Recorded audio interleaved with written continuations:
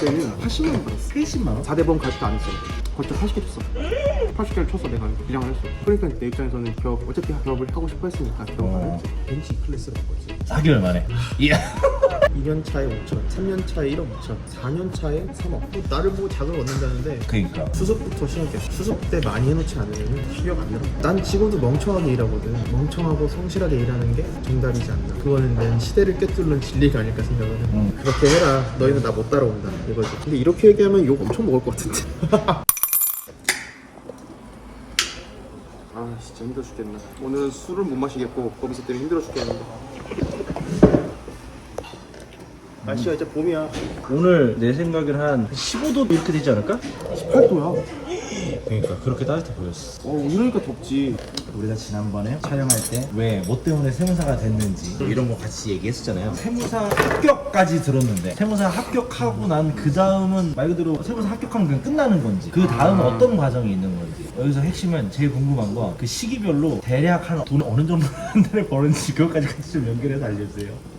그걸 자꾸 그러게 나한테 그런 걸 자꾸 시켜. 아무래도 수습세무사 때랑 개업세무사 때 버는 돈이 좀 엄청 수습 때는 뭐 요즘엔 좀 처우 개선이 많이 됐는데 그때는 80만 원 받았어. 80만 원? 일단은 세무사 합격하면은 여러 가지 선택의 기로에 놓이게 됐다. 단순히 내가 세무사로서의 삶을 살겠다는 사람도 있는데 내가 이 자격증을 통해서 일반 기업을 가겠다고 생각하는 사람도 있고 인더스트리로 가기도 하고 은행으로도 많이 가고 금융권으로도 많이 가고 이제 세무 공무원 준비하는 사람도 있고 여러 가지 뭐 노선을 생각할 수 있는데 일단 뭐 세무사업으로서 이제 기업을 한다고 이제 일반적인 노선을 간다고 생각을 했을 때 처음에 이제 합격하자마자 바로 이제 수습을 했지. 나는 정신없이 구해야 돼. 왜냐면 수습 공고가 그때 떠. 합격하고 나서 바로 떠. 자기가 원하고 좋은 회사 가려면은 빨리빨리 해야 되고 요즘 수습 세무사를 많이 뽑는 추세가 아니야. 아 그래? 왜냐하면은 라떼는 남았는데 53기거든? 몇 끼야? 53기. 지금 60기야. 아 그래요? 지금 생각보다 오래되지 않았네 이게. 그때 근데 라떼는 80만 원이었잖아. 그 월급이. 80이었어? 나 80 받고 수습했거든. 6개월 동안 수습을 해야 돼. 세무사는. 그게 몇 년도야? 16년도가 17년도인가 기억이 잘 안 나네. 16년도에 합격을 했고 1년 공부하고 17년도에 이제 수습을 한 거지.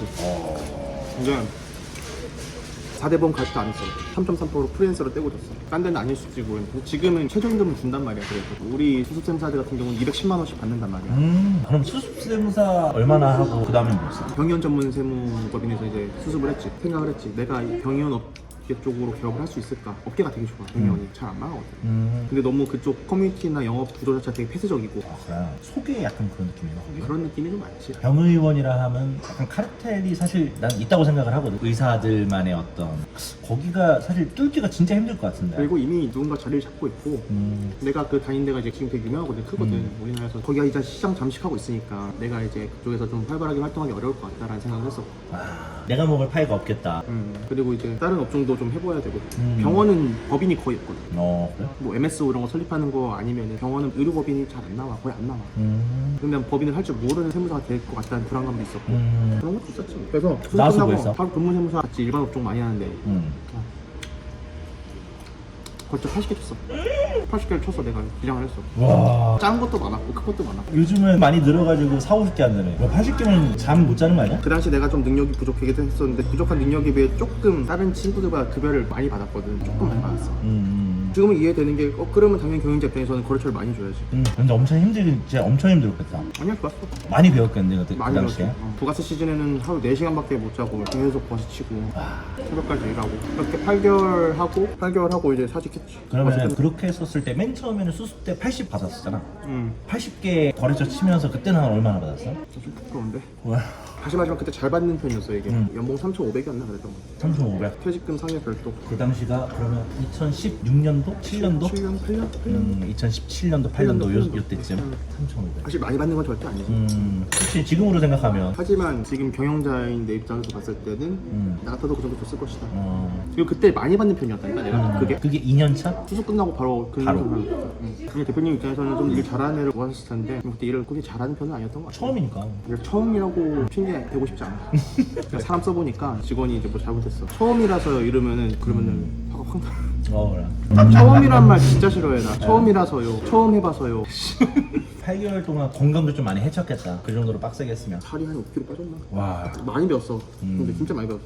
그 다음에 그랬어. 일단은 1월 퇴직을 했으니까 세무사는 상반기에 개업을 해야 돼. 상반기에 돈을 벌잖아. 3월, 5월 법인세, 소득세 때 돈을 벌잖아.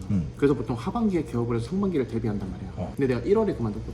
급하잖아. 빨리 개업- 기업해야지. 할 게 기업밖에 없잖아. 다른 데 근무세무사 할 수도 있었잖아. 상반기에 채용을 잘 안 해.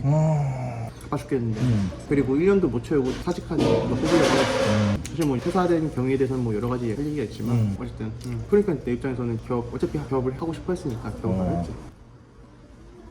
야, 엄청 떨렸을 것 같은데. 걱정도 아니, 많이 됐을 것 같은데. 걱정될 그것도 없어. 일단 할 수 있는 게 이거밖에 없으니까. 해야 돼. 그냥 해야 되는 거야. 그래서 바로 내가 2월 한 25일인가 26일 날 사직을 했고 2월 14일 날 기업을 했어. 뭐 한 달도 안 걸려서 그냥 했네. 근데 세무사 기업하는 게 되게 절차가 많아. 임대해야 되고 세무사 등록해서 등록비 내야 되고 세무사에 등록해야 되고 지역 세무사회장님 찾아가서 찾아뵈야 되고 할 게 되게 많단 말이야. 뭐 하다못해 붕어빵 장사를 시작해도 할 일이 많은데 한 달 만에 되나 보게. 근데 운이 좋게도 이제 그때 강남의 역삼동에 이제 사무실 크게 하시는 어떤 좋은 세무사님이 그 쉐어를 하시겠다고 올리셔가지고 쉐어를 해서 거기 이제 한 8평짜리 방 한 칸 내가 이제 얻어서 시작을 했지.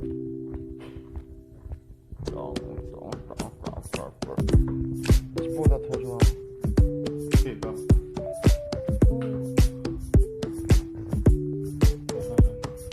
그 방 사진 있어? 있을걸? 오케이, 나중에 보내줘. 보여줄게.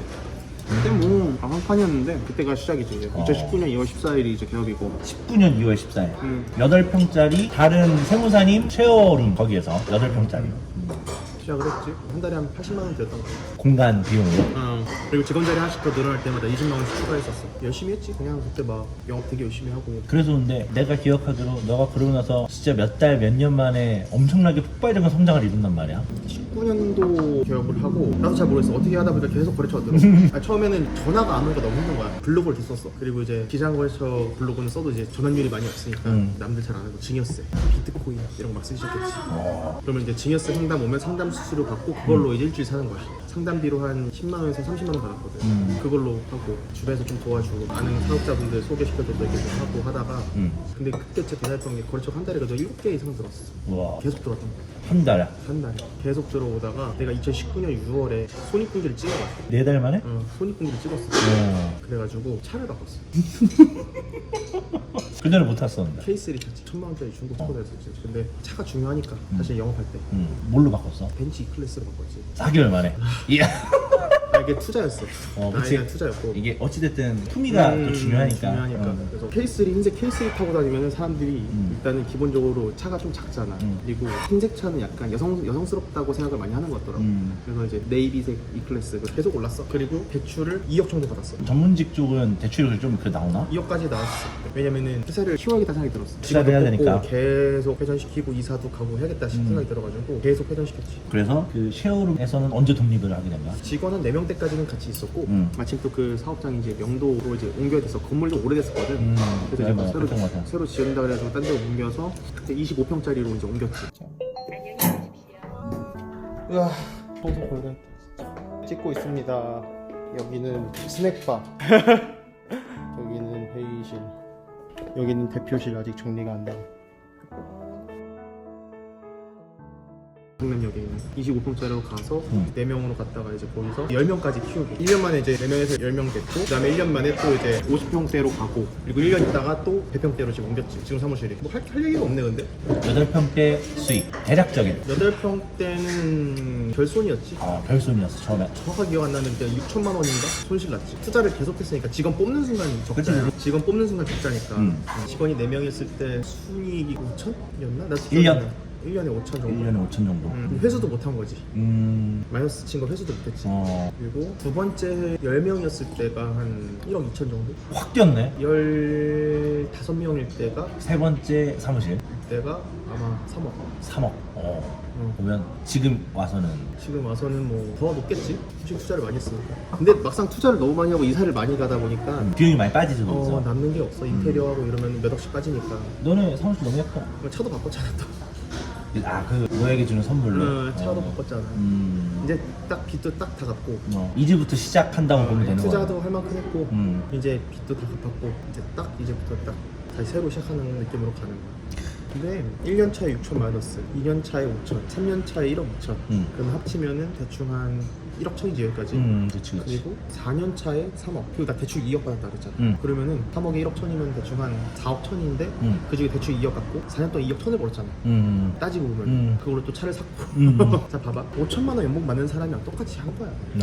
온갖 리스크 다 지고 솔직히 힘은 하면서 더 힘들었잖아. 5천만 원 연봉 받는 사람처럼 사는 거야 그냥. 따지고 보면 일은 훨씬 많이 하고 9 to 6가 어딨어. 9시에 출근해서 맨날 새벽 2시에 퇴근했는데 일단은 일과 중에는 일을 해야 되고 일 끝나고 저녁 먹고 블로그를 써야 되잖아. 내가 블로그 영어 많이 했거든. 블로그가 하나 쓰는데 한 5시간 정도 걸려.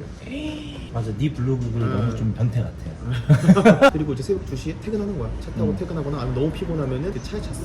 지금 사실 우리 유튜브의 방향성이 사실 세무사 수험생들이 보라고 하는 건 아니잖아. 근데 많이들 보더라고 또. 뭐 나를 보고 자극을 얻는다는데 그러니까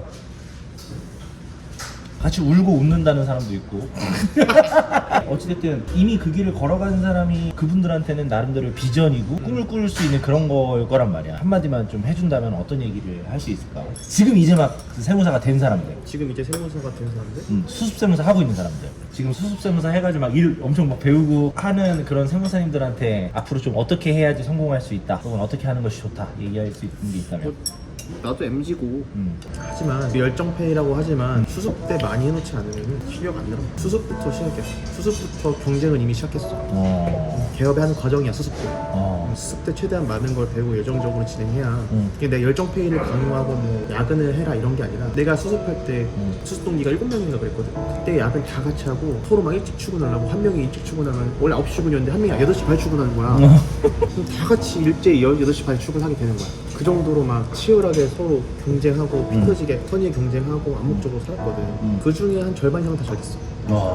그 흐름과 그 분위기에서 다 같이 열심히 할 수밖에 없었구나. 그치. 으쌰으쌰 요즘은 그런 게 없다니까.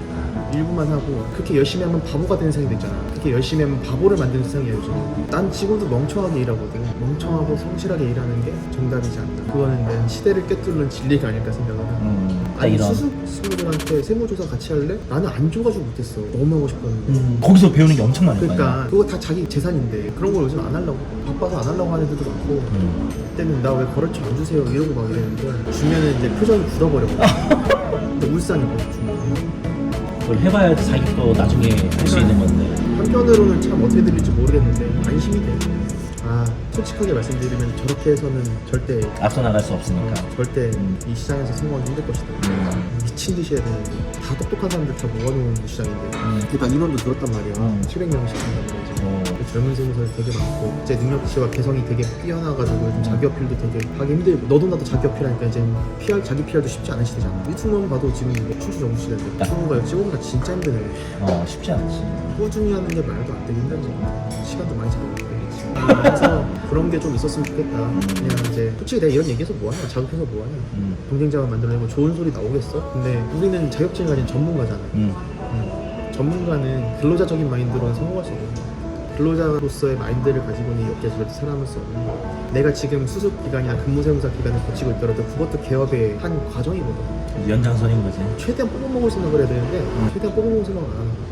근데 우리 세무사님들은 좀 전체적으로 좀 열정이 있으신 것 같아요. 내가 7명을 뽑은 이유가 그래야 서로 경쟁하고 서로 시너지가 좀 있을 것 같아서. 그리고 다 또래로 뽑았어. 25에서 30 사이에 으쌰으쌰 하라고 서로 자극받고 서로 좀 친하게 지내라고. 수습 때 힘드니까 그렇게 했는데 내가 보니까 그렇다.